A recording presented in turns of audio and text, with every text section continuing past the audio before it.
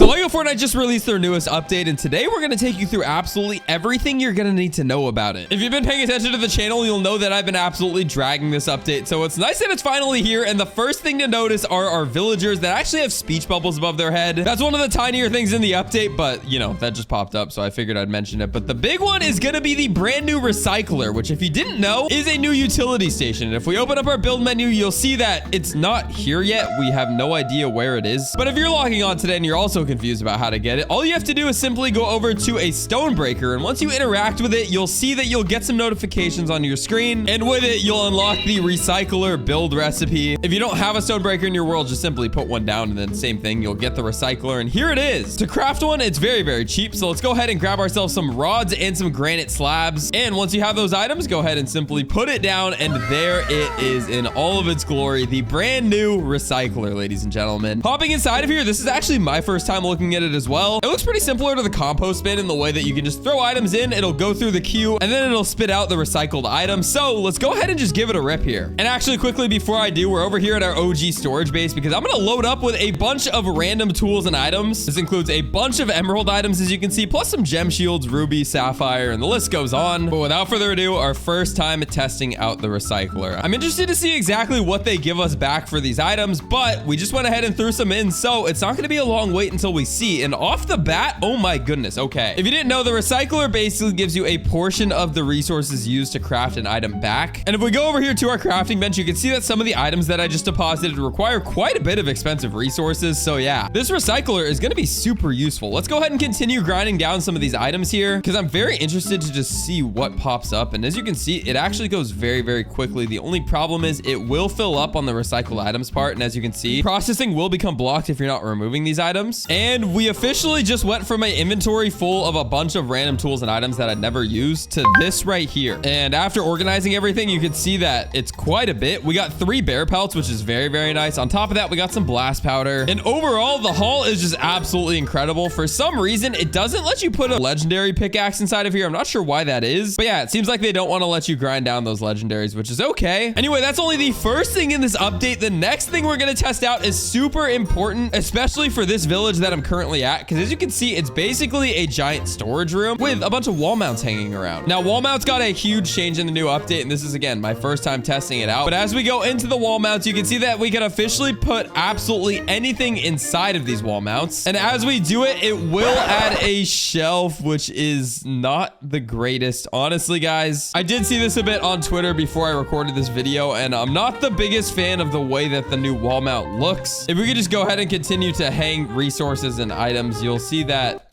Oh, wait, I can't even do it here because the display is blocked from this light. If I break it, then...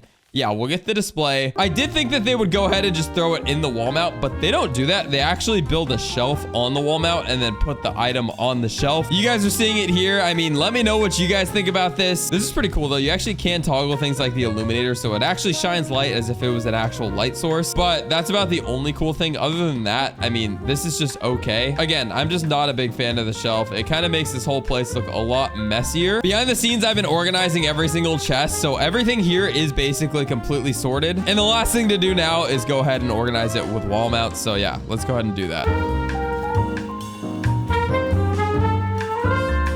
And actually, I just started doing this, but I realized that there is an improvement I can make. I'm pretty sure I can actually just go ahead and throw this wall mount a little back further. So if I throw it right here and then I put a piece of wood in, yo, okay, that's so much better. Sorry, I know this is an update video and I'm getting back to the updates momentarily, but yeah, this is a good solution if you built a storage room similar to mine, because as you can, oh, display blocked. Okay.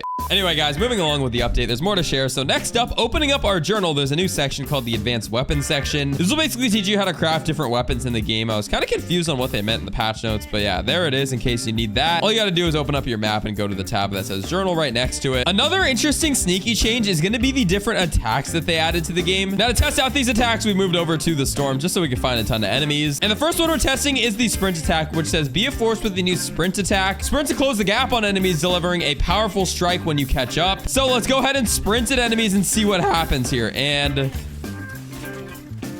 okay, let's see, we're closing the gap. Oh, and wait, was that a different animation there? At first I was just sprinting at them, but I believe you have to sprint and then swing.